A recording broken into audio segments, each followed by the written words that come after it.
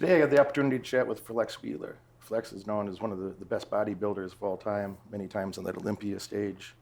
And later in life has got involved in some philanthropic things and charity, helping some kids around the world. So not only was a hero to a lot of men and young people growing up in the bodybuilding community, but also a hero to some of the youth and helping them live a better life going forward.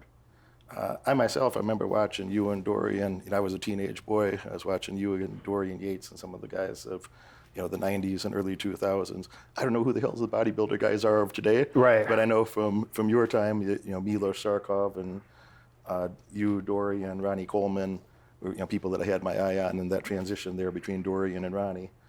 But how'd you get involved in that, man? First, thank you. It's so, even after all these years, it's still so odd to me when someone says they recognize me. And it's because our sport is such a small niche sport. Now, back in Arnold's days and towards the end of my career, we were on ESPN and all that stuff, but it got pulled away. So, sports now in the digital world, it's so much more popular. Like you said, back in our time, there wasn't not even, Facebook or, website or anything. So thank you so much for you to even say that. It's like, again, when I meet someone, I'm like, hey, are you Flex? I'm like, really? Because in my mind is I'm still locked in as, Kenny Wheeler, the kid who went through all this stuff. I still see that person. I don't see any of that. But to use that as a segue into answering your question, I got to be careful now, because it's different. But I'm still going to be me. So when I grew up, boys play with barbells and girls play with Barbies. So.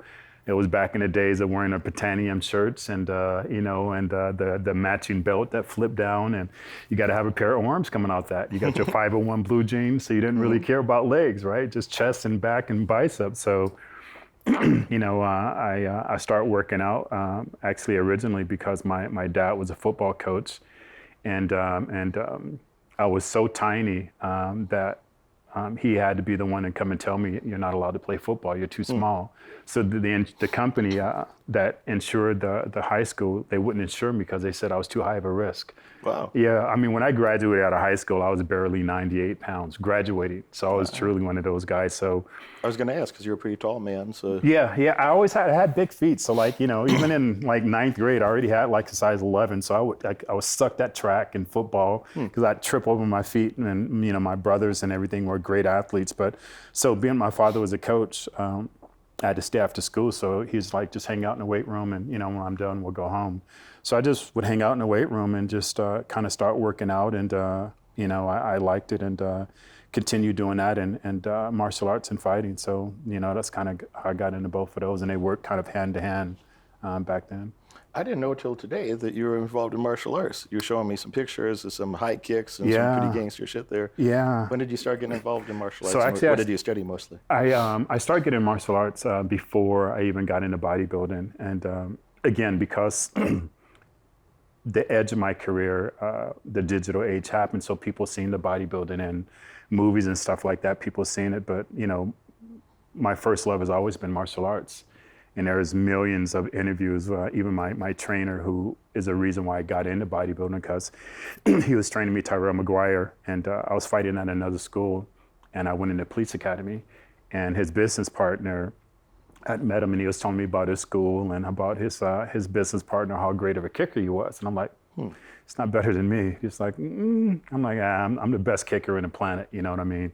I was an extreme kicker. And he's like, well, I invite you to come to our school one day, right? I'm like, okay.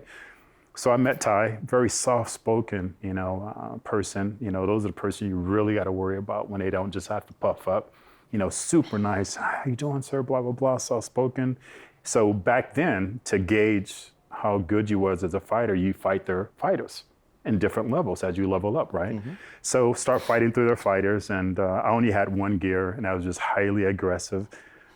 So I'm just running through all of their fighters, right? Just running through them, sweeping, slamming, stomping.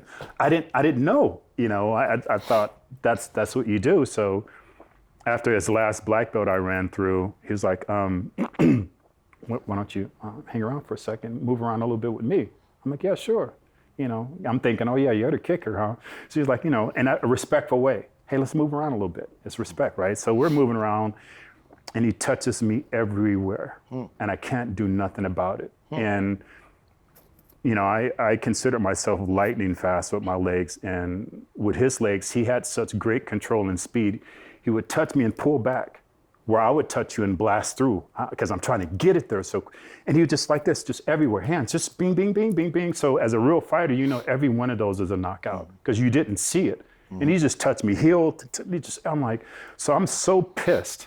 I get up, I put on my shoes, I just storm out of the place, like, you disrespect me like that, right? Me, of all people, right? So see his partner a couple of weeks later in police academy, go, hey, what happened? You ran out. And I'm like, your boy just gonna disrespect me like that? He goes, really, Flex? You think he disrespected you?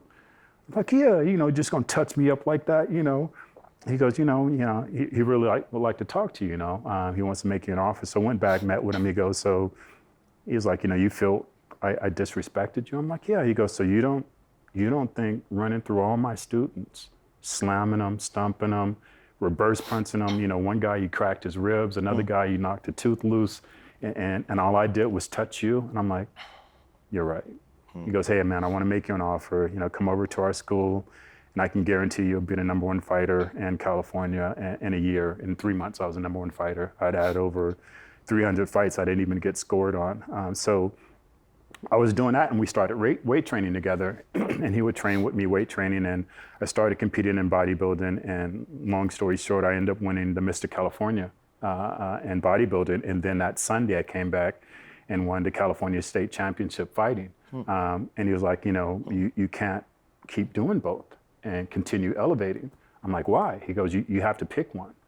He's very philosophical, would never answer any of my questions, like, why this? He goes, why do you think? One of those guys, make me think. So I'm like, well, how do I know? He goes, life picks you, Flex. You don't pick it. I'm like, but how would I know? And he goes, you don't know which one picked you? He goes, no. And I'm like, bodybuilding picked you. I'm like, how could you say that? So back then, there was no movies. There was no MMA. There was nothing. There was just PKA, Bill Superfoot Wallace and all those guys. And I wasn't old enough to fight in PKA yet. So, and I remember the first movie that came up back then was Big Trouble in Little China.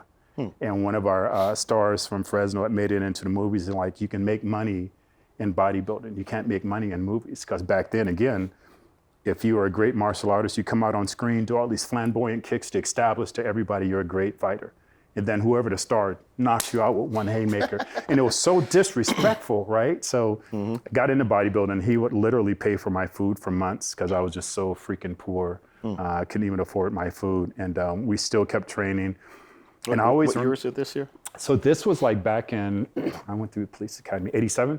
Yep, 87, 86 throughout those years. So kept doing both. And I remember as I started getting better as a fighter, he started like really chastising me, like making, a public mockery out of me, stuff like that. He's the type of guy that would call me at 3 o'clock in the morning, like, let's go train. And if I said no, it's hell when I show up at school. So I knew never to say no. So we're kicking up and down football fields in the middle of the night. And I just learned, never just shut your mouth and just do it. Because if I didn't, we'd go in the next day and we'd spar, and he would just work me, and I'd be like crying. I'm an emotional person. I'm like, dude, like, we're supposed to be boys. Why you embarrassing me? You hurt me in front of everybody? He goes, I'm like, why? And he goes, you don't know Flex? I'm like, no. So for years he did that. And finally, I'm like so upset, and I'm emotional, and I'm crying. I'm like, I thought we were boys. And he goes, you don't understand why. And I'm like, no. And he goes, I want to put you under so much pressure as a man, as a fighter, that no matter what happens to you on the street, you've been through it and you can handle it. And I'm like, wow, why can you just say that? He goes, because it's a lesson.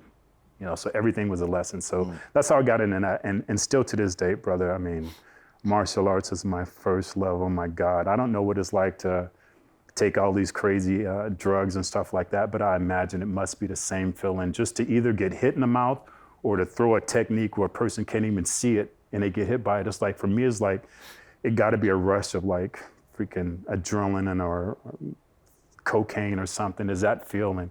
And even back then when I would get rocked, I'm like, yeah, God dang it, let's go, man, jeez. I just loved it. So, but again, I couldn't make a living at it, and that's how I got into bodybuilding. You and I have, I think, several UFC friends in common. Yeah. Yeah. And I've been training with those people the last few years. So I got my little brown belt in jiu-jitsu now, and getting my strike. My striking is good. It's not UFC good, but it's good, but needs Applicable improvement. on the street, yeah, it's a difference, yeah. Yeah, maybe the right way to say that. Yeah. If I had to fight a man my size in the street, he's going to have a very bad day. Copy If I that. had to fight a man my size in the UFC, Yeah. the top 15, I'm Yeah. going to have a very bad day. It's a difference. So my grappling's legit, that I can hold my own and do pretty well against some of the I UFC wrestled a people. little bit in the high school, but I'm a fish out of water, and we all know all street fights within 30 seconds is going to be on the ground. Guys go, next thing you know, and they're laying on the ground. So yeah. Yeah, Joe Rogan talks about that. It's like if you just have good defense and let a guy swing at you for 30 seconds. And It's a wrap. About the Turn on time the he wants highlight. to stop fighting, so you Yeah. can start. That's when you tell your boys, oh, now turn the camera on, highlight reel. So yeah, definitely. I seen Joe, some of his fights. The dude had a wicked spinning back kick. And I recognize that because that was one of my favorite weapons, but his spinning back kick is legit, man. Jeez, yeah.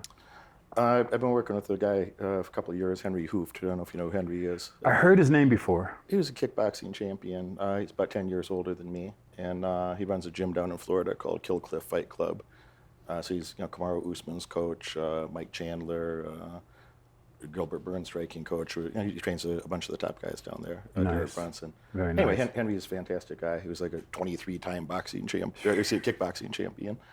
And then Lyoto Machida, you'd probably know. Yes, of course. Lyoto, Of course, yeah. He came from point fighting, yeah. we trained together many times, and I asked him if he would be my primary coach, that after I get my black belt in jiu-jitsu, that he'd help me get further up the ranks Nice. to get my belt. So in doing so, what triggers you to, I mean, you're successful in so many other business avenues, so it's very rare, right, that a person who's that successful, who is that business-minded will go into the depths of hell of training, because it's no fun to get better at something. What drives you to want to do that? Well, I grew up poor, and you and I have that in common. And my father was in prison. My mother was not the nicest mother. A couple times, I never said this on camera, but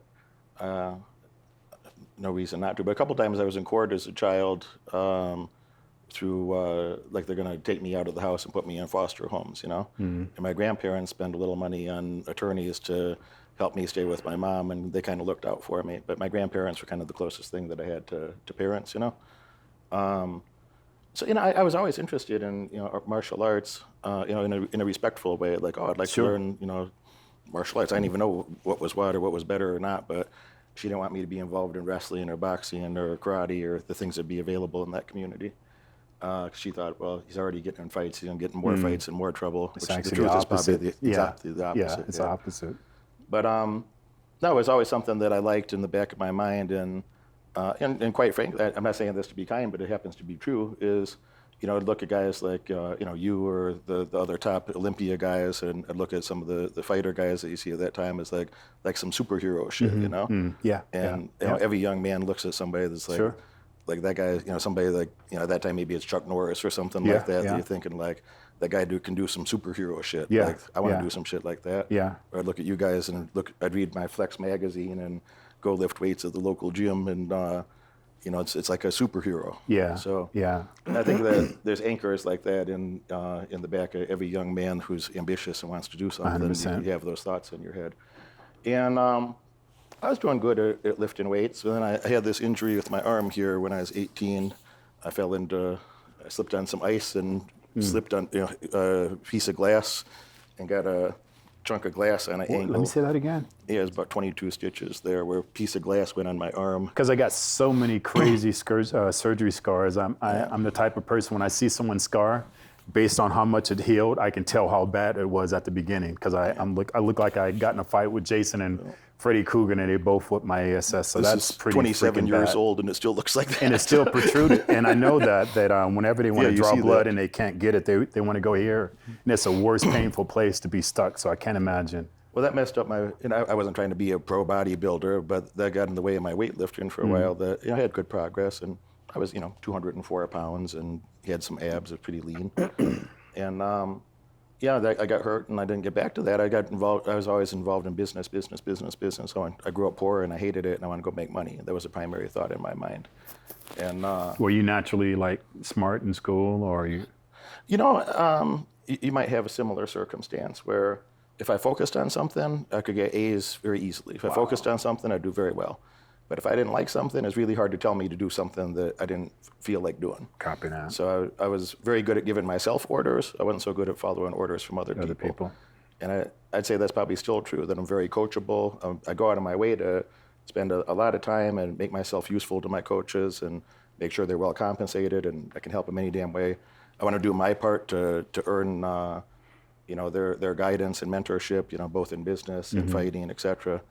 I'm very coachable, but if somebody tell you got to do this, got to? Probably not yet. Yeah, got to. Probably that shit's not going to happen. Yes. So, like you said, the smart thing. No, I'm the opposite. I'm embarrassing, dyslexic. I mean, seriously, I'm old enough where I'm the kid that back in the days would have the pointed hat that they said dummy. They literally did that to us. It wasn't school. In a movie. So, so I can read and write literally probably as good as a third grader. But what I learned is with dyslexia, there's a part of your brain that's more dormant or slower, but then there's other parts that are heightened because of it.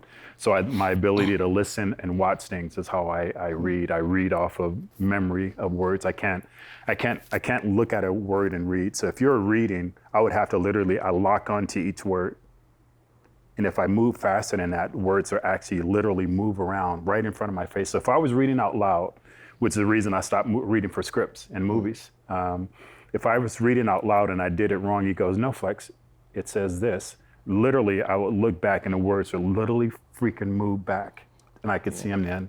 So for that reason, no, studying was really difficult. But the same as far as, it's all about words. So being that I'm dyslexic, I'm very word aware, and your tone that you use, I'm very keen on tone. So like you said, somebody say, hey, listen, what I want you to do is blah, blah, blah, and then change to this. Or you can say, hey, listen, I told you to F and do blah, blah, blah. Well, one way, I'm saying it in a tone where I'm lowering my voice, I'm lowering my cadence, so you have to pay attention, and I'm saying it in an atmosphere where you want to hear versus where atmosphere immediately I'm going to turn off, and it has nothing to do with what I said. Now we're arguing based on my tone and how I said it to you. You know what I mean? So it's trying to win either. You want to win the war, or you want to win the battle. So I get you. Tell me I got to do something. I'm like, I don't got to do nothing. But if you're like, Flex, hey, if you want to be the best, this is what you got to do. Let's go. What is it? Let's go. Let's get it. All the things, that type of personality attribute, all the things that got me in trouble as a kid helped me to do very well as an entrepreneur. Yeah. So that same, mental toughness or tenacity that, like, I don't mind working hard. I like working hard. I feel comfortable when I'm out working other people that I'm going to be getting ahead in life, that most people aren't willing to do the type of things that I want to do or that you've done, Right. Most people aren't willing to have that discipline to do the same little boring things repetitively forever. And fast forward a little bit, as I was a high school dropout, but then I went to community college, and then went to a good university, and then I went to the best university for grad school, so I picked up 3 college degrees later. Wow. I quit my last job when I was 19, so I didn't go to school to get a job, but I really valued education. I wanted to learn the most that I could. I wanted to learn about business. I wanted to learn about history and philosophy and psychology, and later on, things went well in business, and I had, there was a time in my life a few years ago where I was like, well, you made more money than you thought you might make in your lifetime, and you could kind of do whatever you want right now. People from that grew up when we did, that was normal, that you didn't have to be 100% in agreement with someone to respect each other in other contexts or be friends in some capacity. Yeah. And there's this mob mentality today that if you don't agree with somebody 100%, if they don't agree with absurd things that are not possibly true or logical or reasonable, then you're not supposed to be friends. And I don't abide by that either. It's some very different times, huh? Respect. It's bizarre to me. Very different times.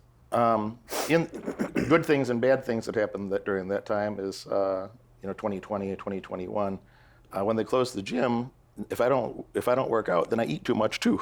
Because I'm either going to be, going for it, or if not, then I'm going to have more bad habits. And I don't get drunk. I don't use drugs. I don't, but I'm going to fucking overeat. That's my drug, if you will. That's my comfort thing. Got you. So I turned up like 300 pounds. I was 31% body fat. Oof. But in that time, I went from about a This is during just the whole pandemic thing. Yeah. So what do they call it? with 30 or whatever, or the weight you put on? I had 31 for me, You're going with 31%. So we'll go with 31. But in that time, I added about $42 million to my net worth. That went from about 11 million to 53, 55 million, and and things got better since then in the past few years. But I thought, you got to go fix your fucking diet, and you got to get back in the gym. You got to go fix your diet. And I'm not the type of guy that's going to do like cardio on a treadmill or something. So I was always interested in the martial arts thing. Yeah. And I had a situation where I knew people from UFC. I knew people that were, some of the best fighters in the world. So I asked a few of them, like, hey, would you come train with me and help me with this? And they knew me enough that I'm probably going to take it seriously.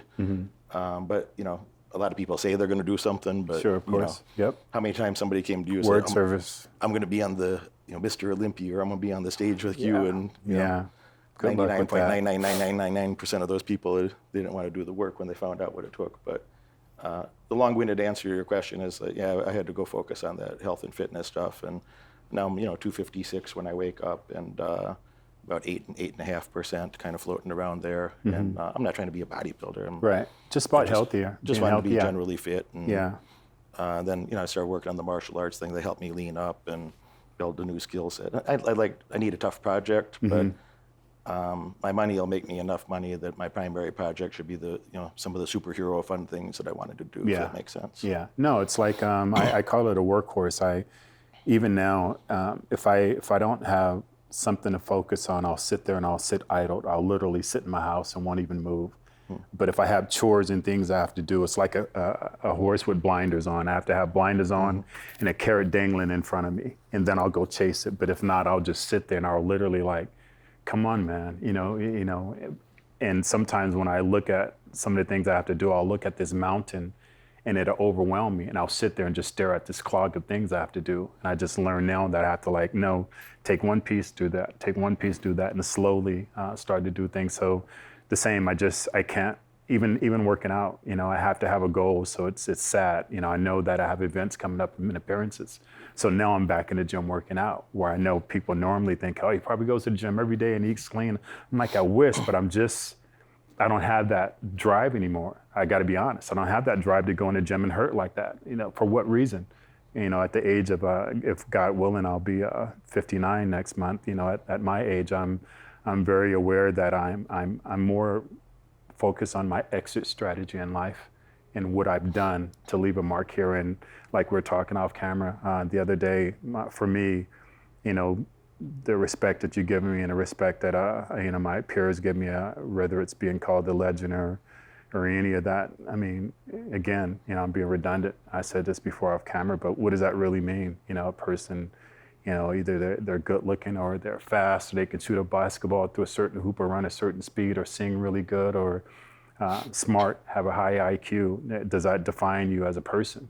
And how many great people we have out here who it doesn't define them. Society, if you're poor or you're from welfare or like us on the other side, born on the other side of the tracks, or you're not good looking, society will view you as you're a bad person.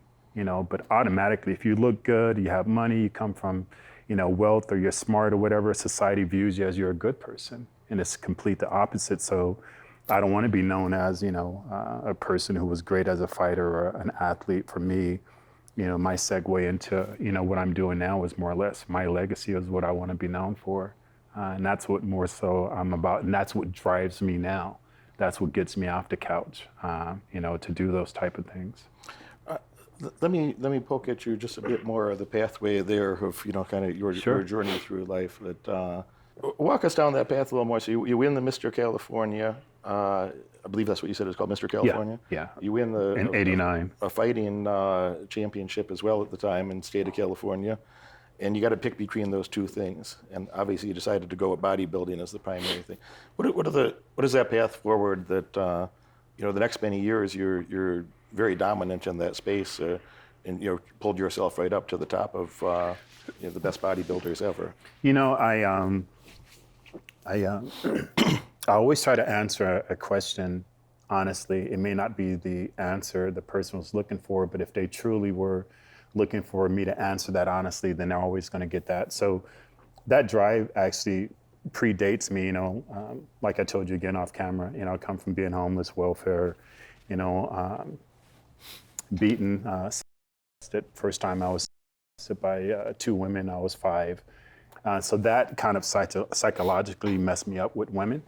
And I was beaten. I was beat up all the time. Even though I started martial arts and I was a great fighter when I was younger, I grew up during the era where the Crips and Bloods were first forming. So I just watched my neighborhood be ripped apart, my family be ripped apart based on what block you lived on.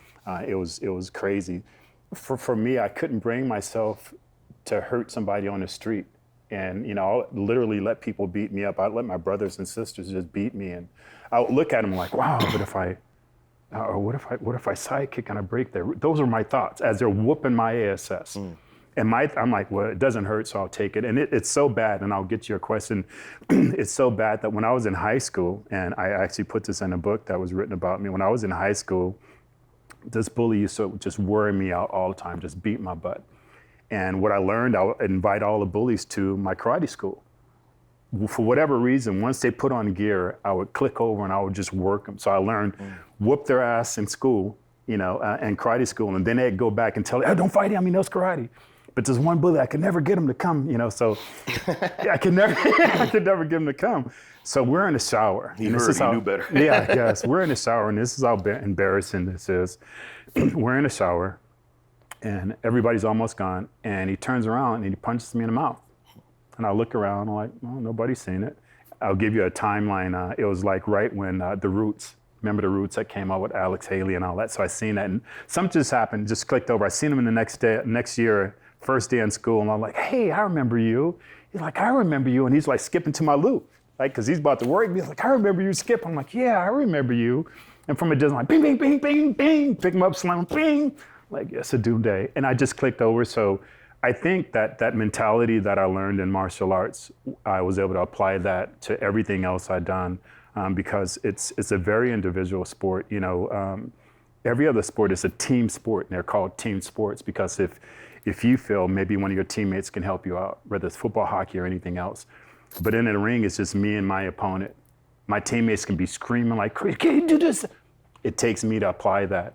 And I think that mentality that was instilled in me by my trainer, Ty McGuire, I was just able to take that same drive, that same ability to get up in the middle of the night and go train when nobody else, when people were asleep. That ability to say no if I knew it was best for me. Shut your mouth and do it. So I applied that towards all my trainers, and even Charles Glass, who was my trainer as a bodybuilder, who would have me do the craziest things, and I knew better, and some of the things I didn't like, and I would just like, shut your mouth. Freaking do it. And how you were saying about the people you train with, you try to give them your best. For me, especially because I didn't have no money to give back then, I was super poor. For me, the way I pay them back is show them respect by going out and busting your ASS and shutting the freak up and getting it done.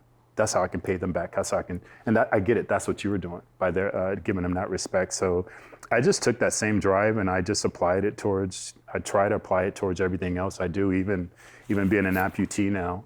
I think all of those things, even the hardship that I went through as a child, I understand now. My journey started a long time ago, and every good, bad, and ugly thing I went through helped to prepare me to be the person I am now. And if you take away one of those ugly things or horrible things, or one of those great things, I wouldn't be the same person sitting here. So I fully understand that. So I accept things in that way, and then I apply them. And I understand that I'm not the only one. It doesn't matter. It doesn't matter what it is. I'm not the only bald person. I'm not the only black person. I'm not the only amputee. I'm not the only person who done this or done that. It's a sliding rule. There's always going to be someone better and worse than you. Always going to be someone richer and less than you. Therefore, I am. I am. That's it, and I exist. And that's the way I look at everything moving forward. So I think some of those frustrated moments or embarrassing moments earlier in life help you have the discipline to do what's necessary in the bodybuilding craft. Yeah, and even like when I clicked over and I did start fighting, after that fight, I just took it to everybody, every bully. I just went and sought them out. I wouldn't start it. I just knew I had to be in their vicinity. They would engage, and I would then make them pay for it. But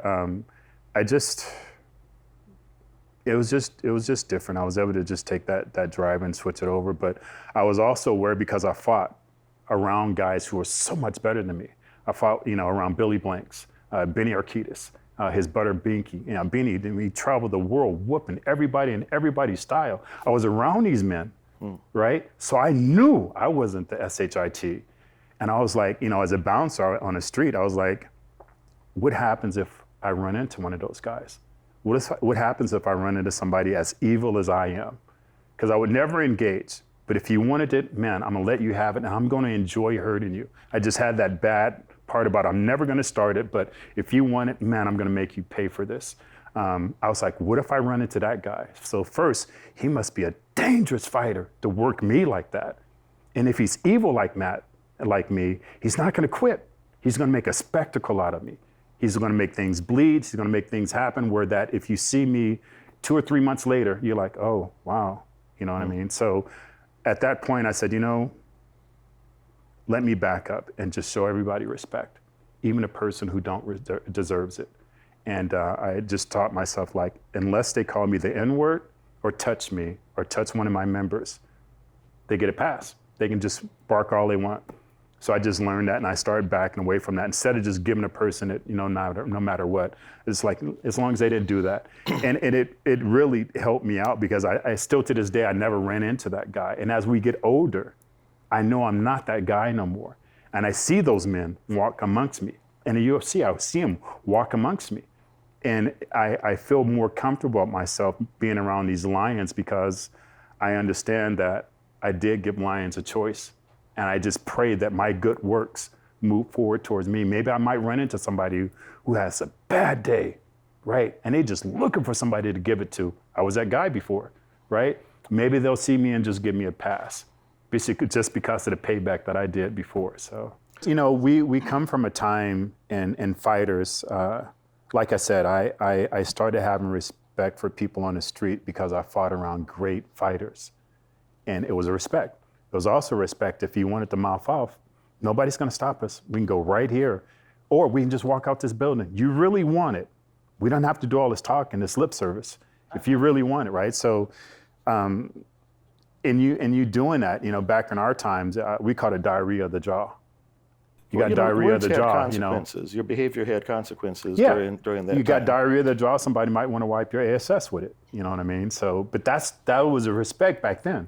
Nobody mouthed off unless you wanted it, right? And the person who was mouthing off, they're normally mouthing off because they wanted you to want it and seeing if you wanted it in return. But it's so different now.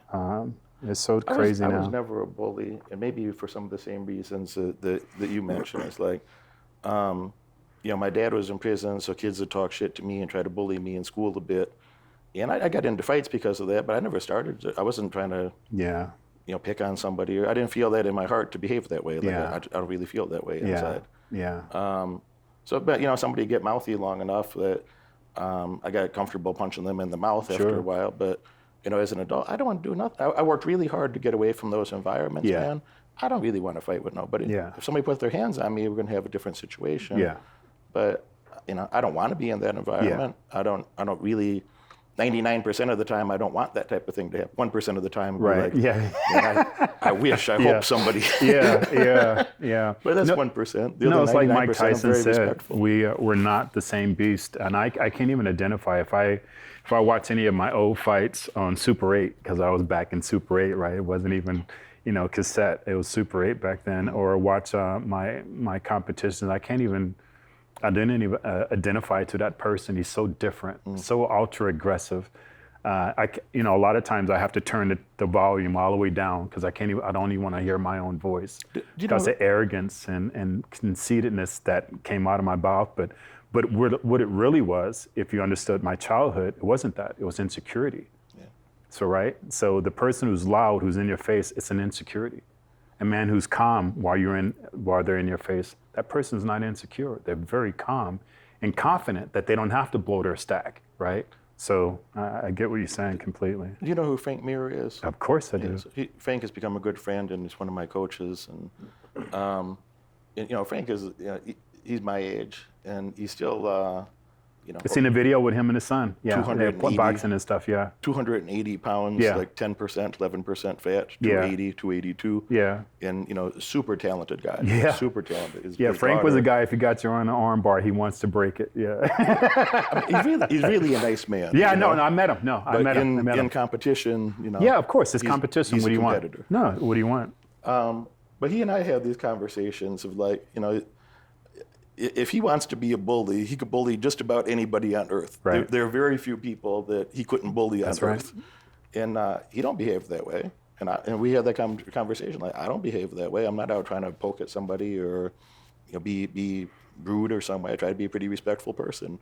And he's that way too. But it really rubs me the wrong way. And he and I had that conversation different times. That like, sure as hell nobody's gonna bully us.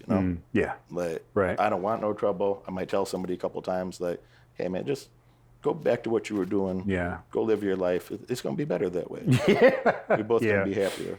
And then there's still unfortunately, a blah, blah, blah, they'll think that you're weak and you're trying to back out of it, not understanding. No, I'm trying to give you a pass. Then the next level of that is like, if you continue, like, just be aware, like, tonight you got to go to the hospital and I got to go to jail. And I don't know when either of us are going to get out of there, but it's not going to be the best opportunity for either one of us. Yeah, for either one of us. Yeah.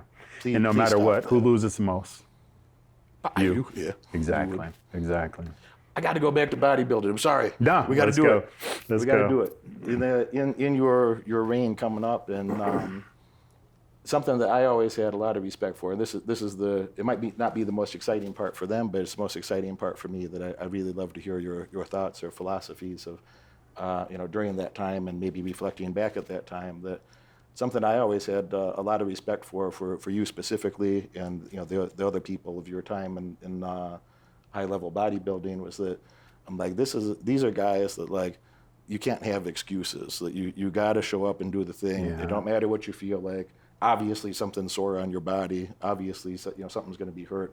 But if you got a cold or a flu or a headache or the things that normal people take a day off, it seems to me that to accomplish the sort of things that you did and some of the men around you, it don't matter how you're feeling, you got to go do the thing. You got to have the discipline to do those boring things repetitively, which in my opinion, that's where an awful lot of success comes from. Is that helped my life a lot. I was willing to do boring things again and again that other people When nobody did not else is want to watching. do. Yeah. Yeah. Yeah. What was that like for you? I think CT put it best, right? I don't care if you got a backache. I don't care if you can't get a babysitter. It's that time of month. It's still your mother set. Now let's get it. I won't say it's our era because I'm not. I know there's warriors and lions who are born during this era, but I think it was just more normal back then. We just grind. It was just normal. I mean, growing up, I always wanted a job. I threw the newspaper. Freaking at 9 years old. And people don't understand, and people don't even throw the newspaper. What does that mean? It's such a hard job as a kid, right? But it was just normal. It was so normal. And again, I think it comes from, just martial arts of just training super hard when nobody's watching. It became normal. So going in a gym where people now, you hear them either talking and training. I got to go train. I got to go do this. Then I got to grapple like it's a chore. I couldn't wait to wake up the freaking next morning, man. I would be, me, Rico, and Chris, my training partners back then, we'd crush it in the gym. And, for the West Coast and Gold's Gym, we considered that our gym. We were three, intimidating factor guys. All of us didn't mind fighting one bit. We loved it. And, we were just crazy big. I was, at my largest, I was 298 at 3% body fat. And I can still stab my leg in the air and just pop it everywhere and throw hands. And so we consider that gym our gym. If you came in that gym being too loud, we were the guys who was going to step to you. You know what I mean? But we just trained hard. And I remember like having incredible training sessions and driving home angry. How do I do better than that tomorrow? And I'm going to sleep and I'm waking up like, God dang it, I couldn't wait to get in there and destroy the gym, right? Then we eat, do the same thing over and over. Wake up at 4, eat, drive to the gym, train at 12, train for 2 hours, go to the firehouse, eat, drive back home 2 hours, go to sleep, wake up, eat, train, drive back 2 hours to the gym, do it over and wake up 4 o'clock. And I couldn't wait. And I didn't want to do nothing else. I don't want to play video games. If it didn't have to do with me being better at my craft or traveling, doing my job, I don't want to have nothing to do with it. And it was just normal. And I think that sets you up for that normalcy, sets you up in being able to go into doing what I guess people would perceive as difficult things. I remember I was training with one of my best friend's wife, Stan Efferty. I used to train with John Jones and everything. Stan's a close friend of mine. I trained him to become a pro bodybuilder, you know, so incredible friend. I was training with his wife, and it was after I lost my leg, and it was Stan's ideal for me to come back and try to compete in Olympia before I lost my leg. And we're training, and she's looking at me, she's like, "How do you do that?" I'm like, "What?" She goes, "I know the pain you're in right now," because I was going through the process of about to lose my leg. I just wasn't talking about it. So I'd be crying in between sets. I couldn't walk and stuff like that. And she's like, "How do you do that?" I'm like, "How do I do what?" She goes, how do you just, you keep going on? Like, I'm looking at you like, okay, he's gonna quit. He's gonna walk out. And you'll sit there and it's your set and you'll get up. I'm like, well, first, don't say that. I can't look at it that way. Because if I do, it's too much. Even now, it'll crush me. I can't look at it that big. I gotta look at it as something normal. Because if I look at it as something bigger than that, it's too much for me. So that normalcy of doing that hard work and then applying it to everything you do, I think you're gonna be successful. And you gotta understand what is success and what you're asking for when you're successful. I don't wanna be as successful as you, because I know everything else that comes along with it. So sometimes, like a lot of people, I'm sure, they look at you from a distance or even in your face, I want to be like you, or I could be better than you. And you know, people are like, yeah, and they're like, exactly. So when people say that, I understand. They're saying they only see the glitz and the glory. They see none of the grit and the glory. They don't know the hell that we went through. They don't know how many times we failed. They don't know how many doors that's closed on our face. They don't know how many times we cried, that we're hungry, that we have no food, that we filed bankruptcy or this, that, and the other. They just see us out doing these things. I can't look at the small steps that I take. I have to look at the bigger picture of where I'm trying to get there, else I'll quit. And I'm like, you know, like I said earlier, if a mountain is too big, I'll sit there and I'll just idle. And I'll be like this and I won't do anything.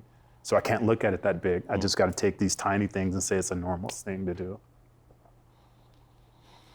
I got you. And being around other people that are on, you know, trying to climb a similar mountain. My grandmother raised me, like you were saying, your parents were really, my grandmother raised me. If it wasn't for my grandmother, I'd be in prison because I would have just killed and hurt so many people. My grandmother was raised in 1909 and she's seen everything, 1909. So she's seen tar and feathering, hangings, brothers hung with their Johnsons in their mouth and all that. And she taught me, just like Kenny, you know, she's one of the few who can call me by my real name, because mostly everybody globally met Flex Wheeler. They don't know Kenny. So don't walk up to me calling me Kenny. You don't know Dude, and you wouldn't want to know Dude. Dude wouldn't want to know you. So let's stay with the Flex guy, because that's who you know, right? But she's like, Kenny, there's no such thing as good and bad people. I mean, there's no such thing as black and white. There's just good and bad people. And that stuck with me, because I can go into certain neighborhoods right now, black neighborhoods, they kill me dead and love it. White, Mexican, Chinese, all different neighborhoods, they would love to kill me. And I can go into other neighborhoods and those same like-minded people would be incredibly helping me.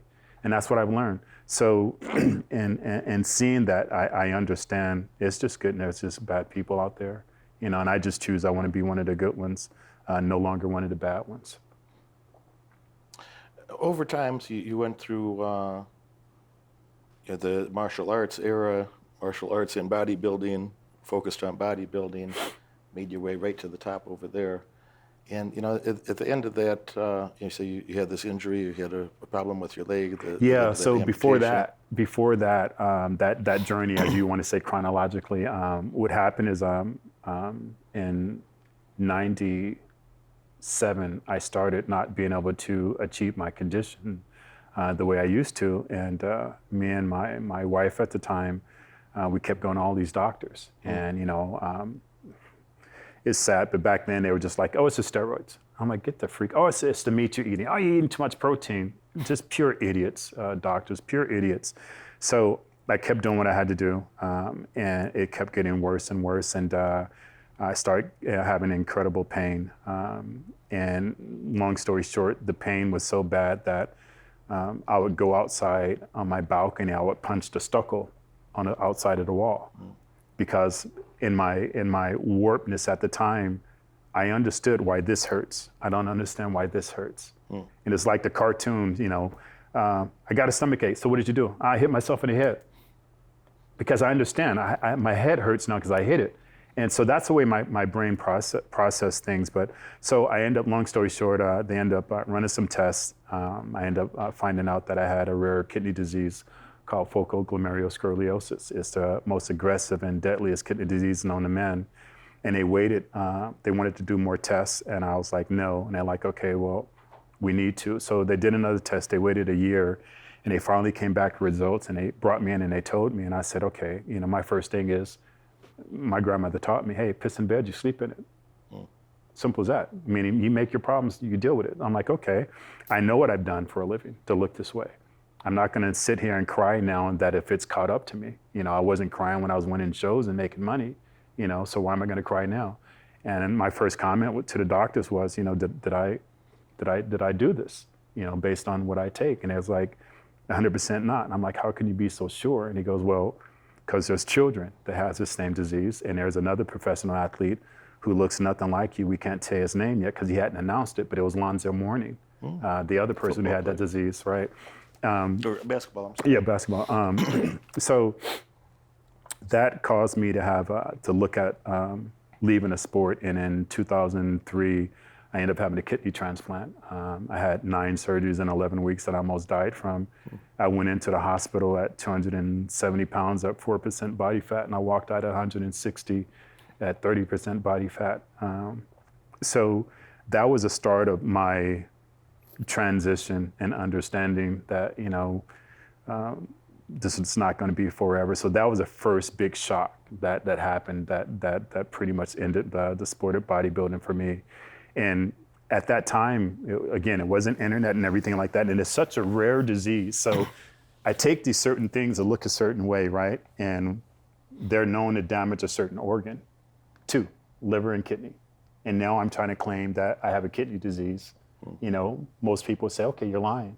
You just overdid it. And I'm like, you know, so back then, before it was more known, I was like, God, I wish I did this to myself. Because what you guys don't understand is when you make these jokes, I'm like, oh, you really did this yourself, Flex. I'm like, I wish. Because now I got to worry about my kids.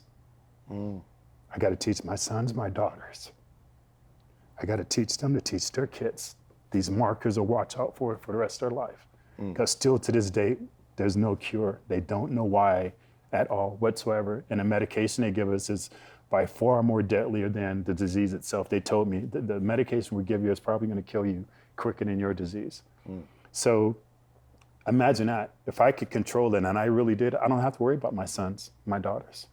I didn't understand when you first said that until you elaborated. I'm like, oh shit, yeah. Yeah. So that was the beginning of it. And ironically, right, it segues into me losing my leg. We still don't know. I lost my leg about 4 years ago. Like I said, about 6 years before then, I just started dealing with extreme pain. I couldn't take 2 or 3 steps without just buckling and just sobbing. I'm in foreign airports and doing events, and I just like, I don't know what's going on. But again, I got to work. Closed mouths don't get fed. I got to take care of my family. I can't just sit at home. I got to go out and work. So I don't know no better, where people will say like, how do you still travel? How do you still do that? Are you really in that much pain? You can't be.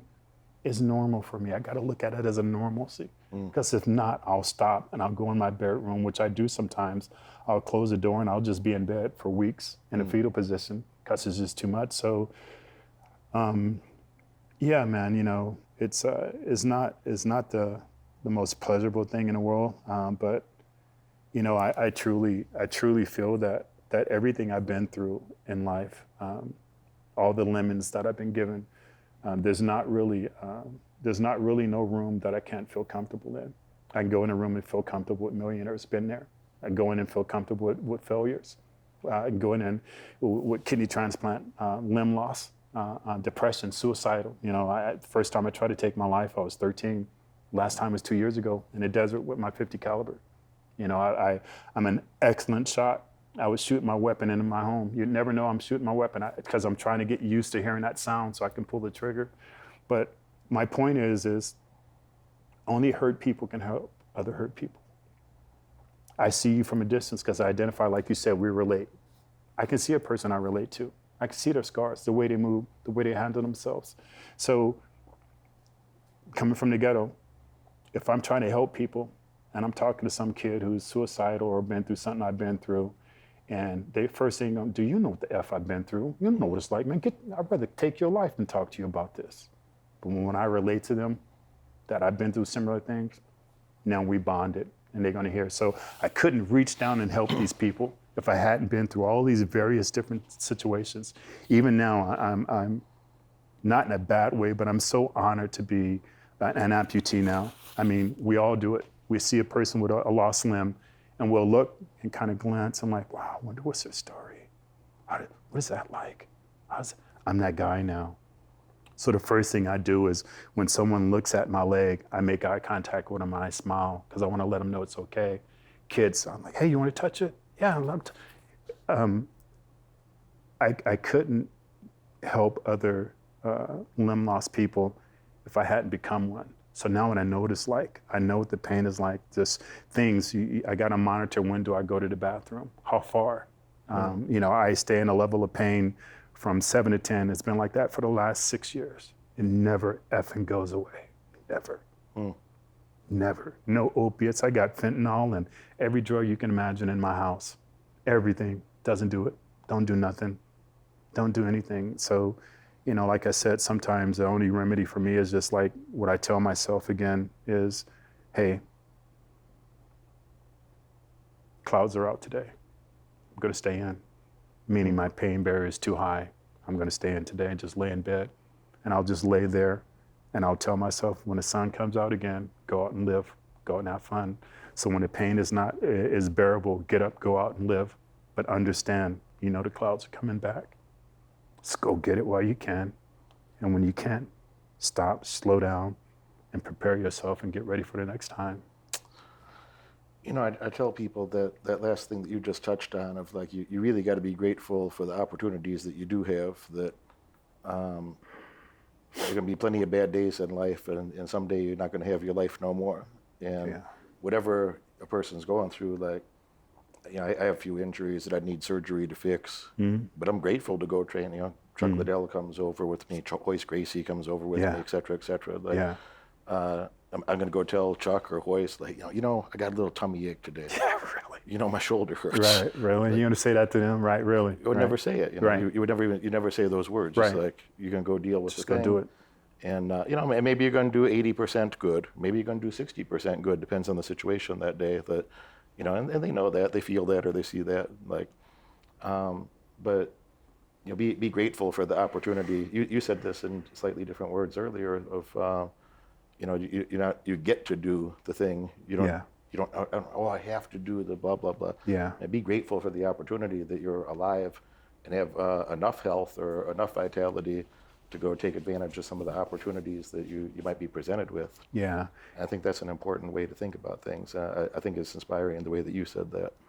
And I think we, especially when you've accomplished something, whether it's education or financial or spiritual or whatever it is, you feel kind of uppity about yourself. Not in a bad way. You still feel good, right? That's what spawns you on. I want to do better things, continue doing good. But I think, now when something is taken away from you, so walking and kicking was a beautiful thing, right? Never thought I would be in this situation. Now, I can look at the worst person in the world. They might be old, crippled, homeless, walking. I'll look down and like, dude, you got 2 feet. Get out of here. Life ain't that rough for you. You got 2 legs. What's your excuse? And I think that's what we do. We hold things as excuses. And then when those things are taken away from them, we understand that was an asset, not a liability. And a lot of things we look at as humans as assets, and they're really liabilities. For us men, we look at women. We'll look at them and like, oh, wow, that's an asset. Not understand that's a liability. Or that car or that house or anything. Even sometimes our thoughts, have to be aware of that. So I think, in a lot of lemons that I've been dealt in life. I just accept it, and I'm like, okay, let me take these lemons, because life deals everyone lemons on different levels. I don't care I don't compare what I go through to somebody else, because you don't have a lost leg, but you have had things that is the worst that you've ever been through. Therefore, we're even. Interesting Therefore, we're perspective. even. Like I said, the same thing with money. You might have more or less. There's always going to be someone on either side. Therefore, we are just who we are. So I don't compare, nor do I allow someone to complain either. When I know what I'm going through, don't sit there and complain with me about what you're going through. I'm not going to point it out, but I'm not going to allow you to do it either around me. But, I just believe in now trying to just take these lemons and make lemonade out of them and serve it sweet. And hopefully from like podcasts like this and other things that I do, that people will listen and hear. Maybe don't have to go and eat that lemon. Maybe can just drink from my cup of lemonade and learn that life, instead of having to go in and bumping their head like a hard head, like we were. A lot easier to learn that way. After going through the experiences you did, some really great ones, some less great ones. I know it became important to you that you wanted to. I mean, you were a hero for a lot of people. You still are a hero for a lot of people in various contexts, both in the accomplishments that you had in bodybuilding. I'm sure people were inspired by you and your MMA and in fighting endeavors, martial arts endeavors, and now you've talked to me about your foundation and helping with children that had difficult circumstances as well. Would you like to share a little bit about that? Yeah, so I started my Flex Wheeler Foundation a couple of months ago, and just been working really hard at it. And I like I said, I want to give back, and I want to create a legacy. So I was trying to figure out the best way. My first thought was helping amputees, because I'm an amputee, but then I'm eliminating some people. So anyway, short story, my mission statement with my foundation is we're trying to help kids who are in a foster system, whether it's education, clothes, food, knowledge. If they're getting to an age where they're going to be exit out of their place where they're staying at the age of 18, they're put out in the streets and they're homeless. So at that point, what I try to do as my foundation is get them clothing, get them education, mental help, extreme mental help. You can't imagine what it must feel like that your parents don't want you. Imagine that neither one of your parents want you, or they're both gone. And now the people who are taking care of you are put in charge of you, or sex trafficking you out.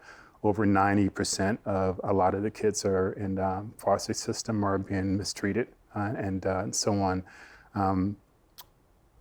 The average child that's 12 years old in a foster home has been in 5 different foster homes. I got a message from a person a couple of days ago thanking me for doing this. They said they'd been in 25 different foster homes from the age of 8 months to a year and a half, 25 different foster homes. So imagine the mental problems that go along with that. So that's what my initiative is trying to do, help them do that and achieve that. So our first fundraiser is going to be here in Las Vegas. It's going to be October 11th. I'll get you all the information and everything like that. I'm super excited. I have some special guests that are tentatively showing up. Like, I want to say it, but we're in contact with Keanu Reeves' people, and he's trying to see if he can come. Terry Crews is a good friend of mine. He's like, dude, I'm there. As long as I don't have a movie or anything, I'm there. Michael Beach, he's like, I'm coming. I didn't know it, but actual Michael Beach adopted his daughter's, his sister's son. So he's very familiar with that. Michael J. White, obviously, because we're martial artists, he's going to come and assist. So what I'll be doing later on, and I'd love to have your assistance, is I want to pull other like-minded people that are in either the martial arts, military, or a lot of the people who actually are in martial arts have been through some of the things that I'm trying to help these kids with, whether it's mental illness. A lot of us has been sexually abused, homeless, or have been through hard times and stuff like that. So it trickles down. And that's my mission of what I'm trying to do right now. So we'll give you guys all information. We'll put a link up with the help of Dee here. And if any of you guys are interested in donating or being a part of it and helping in any way, we greatly appreciate it. Don't know yet, but I'm in contact with some of Shaquille's friends, and hopefully he's going to donate some things. Some other pro bodybuilders like, Flex Lewis, Jay Cutler, the closest friend of mine, which is Ronnie Coleman, are going to donate various different things that we can auction off And one of the things we're trying to do now is have the auction actually be live. So even though you may not be there, you can auction on it. One of my board members owns a very large shoe store that's called Impossible Kicks, right? So he owns Impossible Kicks, and he's one of my board members. So what he's going to do is donate some of the shoes. So one of the most expensive shoes they sold to date was a little bit over $900,000. So he's going to donate a couple of shoes. Some other friends like Busta Rhymes, I'm going to get at them and have them do a challenge, like maybe Bust like, hey, I'm donating X amount to Flex Wheelers Foundation. I want to challenge, Ludacris, you do it. So being that they're deep in the shoe game, I know I can entice them also when we auction off some of these shoes. So some of the fighters I know, they're going to be auctioning off some of the things. I'd love to be able to get with you and see if you can donate some of the things and we can auction off. But the overall goal is just to help kids. I can't imagine what that must feel like, not to be loved. We know how that feels to a certain degree, but we still had some type of family member or somebody to help us. And so many of these kids don't. And now with Save and everything going on so horrendously, we're also involved in that. One of my business partners who's helping me put this on, they're deeply involved in this trafficking. So we have different houses around here, United States and other countries where we're trying to help kids get back. But it's all about the kids. Listen, if we don't invest in our future, where are we going to be? I'm going to write you a check in just a moment to show my respect or appreciation to support your cause and Appreciate it. say thank you for spending some time today. Appreciate it. And I'm happy I got an opportunity It's to an meet honor. you I and know. chat Thanks, with you for a Milos. bit. Yeah, all of Milos, right? Yeah, geez. Happy to have the opportunity to meet you and get to know you a bit. And Thank thank you. you for who you are and what you've done. And Same for you, I know brother. you had some difficult times, man, but you had some great ones too, and Yes, sir. more great ones to come. Yes, sir. Yes, sir. Thank you much. Thank you so much. Thanks for having me, you guys. God bless. Peace. You watch this video all the way through, and that tells me you're dedicated to learning more and earning far above average outcomes in your life. Congratulations for that. But now it's time to take action. If you could have earned those results by yourself, you would have done it already. My head coach has opened up a few spots on his high-demand calendar for an in-person, one-on-one strategy session to help you. On this call, we'll give you the pragmatic advice that you can implement tonight to get laser-focused on the right metrics and leave mediocrity far behind in your past. Click that link right now in the description below and apply for your call immediately. Do it now.